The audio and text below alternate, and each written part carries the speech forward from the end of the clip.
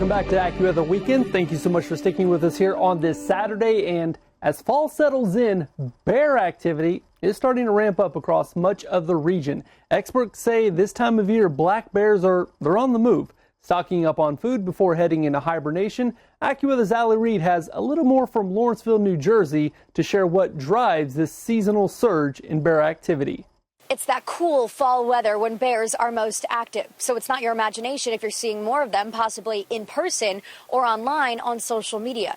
Right now, they're looking for food nonstop, meaning they might be getting closer to places to where you live, work, or even hike. They're in a den or in some area where they're inactive for an extended period of time. So to prepare for that, they're building up their fat reserves, which means they're out on the landscape. They're doing what they can to find food, eat food. As acorns, berries, and other natural food sources ripen, bears are taking full advantage before winter sets in. The timing with moving into fall and bears starting to try to stock up for the winter and some of these food sources that are becoming available now, those two things coincide, and that can increase bear activity on the landscape as well. But as sightings rise, so does the need for caution. It's super important for residents to make sure that they're securing their properties and reducing the obvious sources of food. If the residents clean those up, it'll really reduce the likelihood that bears are going to come into their backyard looking for food. While these close encounters can be startling, experts say more bear activity is actually a good sign. Bears are to be celebrated on the landscape. We want bears in New Jersey, we want bears across North America, and we want people to be able to coexist with bears. So bear activity in and of itself is not a bad thing. In fact, it's a good thing because it's an indicator of a healthy population. So if you spot a bear this fall, remember, keep your distance, avoid eye contact, and don't panic. They're just stocking up before winter sets in. For AccuWeather, I'm Allie Reed. All right, Allie, thank you so much. And colorful fall leaves on the trees are pretty to look at, but they can also be dangerous for drivers. AccuWeather's Bill Waddell shows us how fall foliage can create slick driving conditions. Orange, red, and yellow autumn leaves are gorgeous on the trees, but they can cause trouble when they fall on the road. Leaves, by their nature, are designed to shed water. So when you touch them, they're kind of waxy. Travel experts with AAA say rain that falls on leaves can be as slick as icy driving conditions in the winter.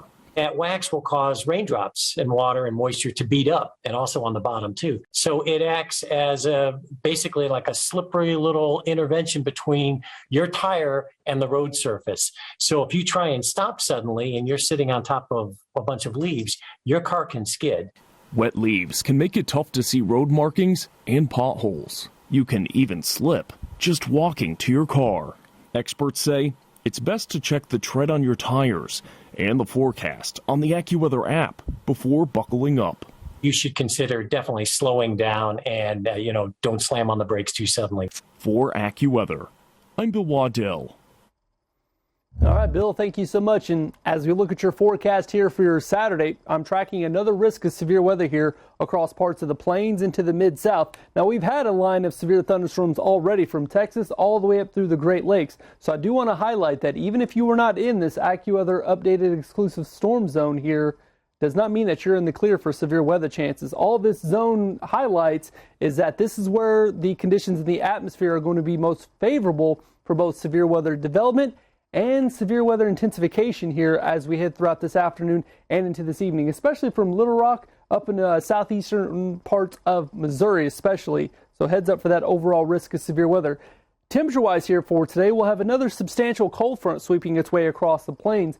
And that cold front, before it moves across the south, is going to set up for record-breaking temperatures. So yes, we are tracking everything from record-breaking heat to severe weather there across the southern plains. So as you would normally associate with October weather, right?